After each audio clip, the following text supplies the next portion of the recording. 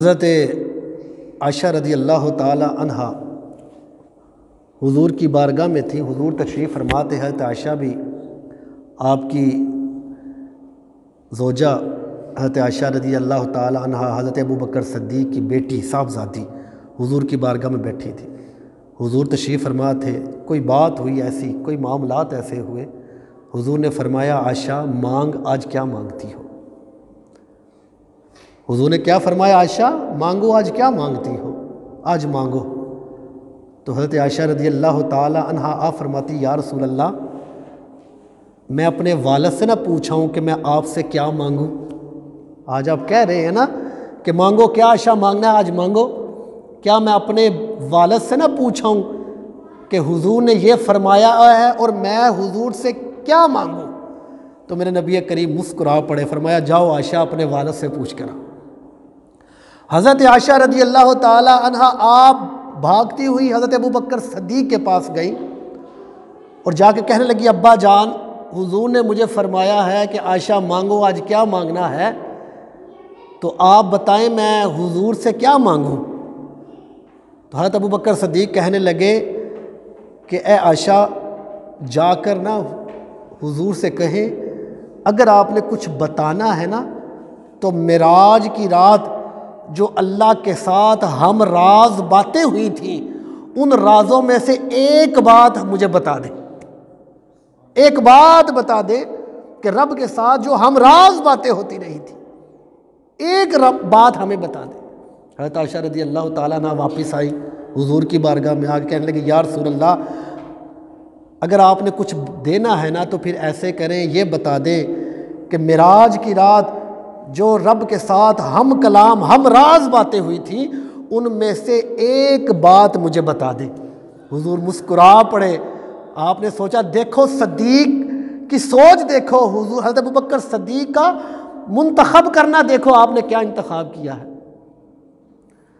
تو حضرت حضور مسکرا پڑے اور کہنے لگے عائشہ سن، پھر سن، اللہ نے جو مجھ سے ہم راز باتیں کی تھی نا اس میں سے ایک بات یہ تھی کہ اللہ نے فرمایا ہے کہ جو بندہ کسی دکھی انسان کا دل کو جوڑ دیتا ہے، کسی دکھی انسان کو خوش کر دیتا ہے، کسی ٹوٹا ہوا دل جوڑ دیتا ہے تو اللہ تبارک و تعالیٰ فرماتا ہے میں جنت اس کے لیے ضروری کر دیتا ہوں،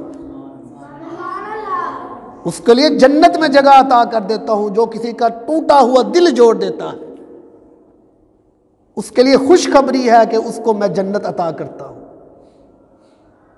تو جب حضرت عائشہ نے یہ سنا تھا تو اسی وقت حضرت ابوبکر صدیق کی بارگاہ میں آئے اور آ کر کہنے لگے ابا جان حضور نے یہ فرمایا ہے کہ جو کسی کا ٹوٹا دل جوڑے اللہ اس کو جنت عطا کرے گا۔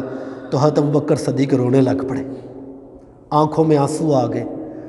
تو آپ کی بیٹی کہنے لگی ابا جان یہ تو خوشی کی بات ہے، آپ کیوں رو رہی ہیں؟ حضرت ابوبکر صدیق کہنے لگے اے بیٹی اس کا دوسرا پہلو دیکھو، اگر کوئی ٹوٹا دل جوڑتا ہے رب اس کو جنت میں جگہ عطا کرتا ہے، تو اگر کوئی دل کو توڑ دے گا تو اس کا حال کیا ہوگا؟ کسی کا دل توڑے گا تو اس کا کیا حال ہوگا؟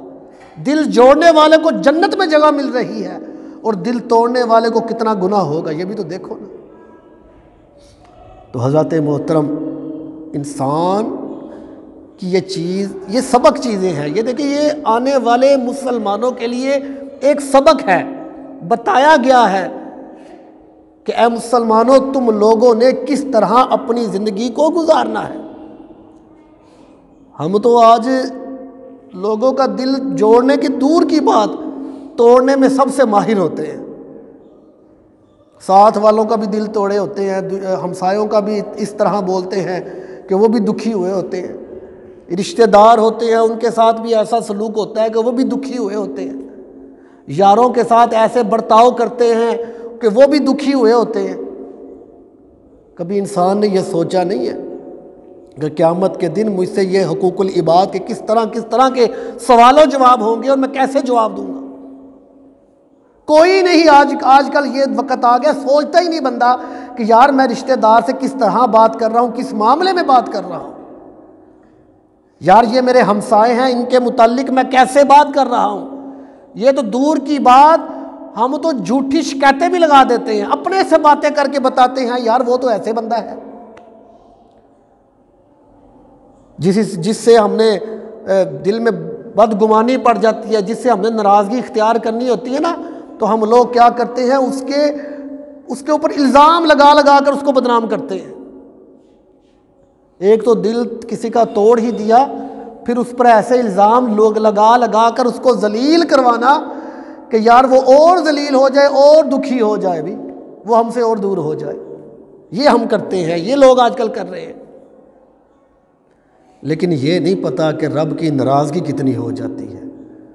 ارے حقوق اللہ جو ہوتے ہیں، اللہ کے جو حقوق ہیں وہ رب چاہے معاف کر دے، وہ چاہے نہ معاف کرے، لیکن جو حقوق العباد ہے، جو بندوں کے ساتھ آپ کے تعلقات ہوں گے نا، وہ قیامت کے دن ہی اس کا حساب کتاب ضرور ہوگا۔ جس بندے کا اگر تم نے دل دکھایا ہوگا، قیامت کے دن وہ معاف کرے گا تو تمہارے گناہوں کی معافی ہوگی، اگر وہ معاف نہیں کرے گا تو تمہاری پکڑ ہوگی حقوق العباد کے۔ یار کبھی سوچو تو صحیح، کبھی اس پر غور تو کرو۔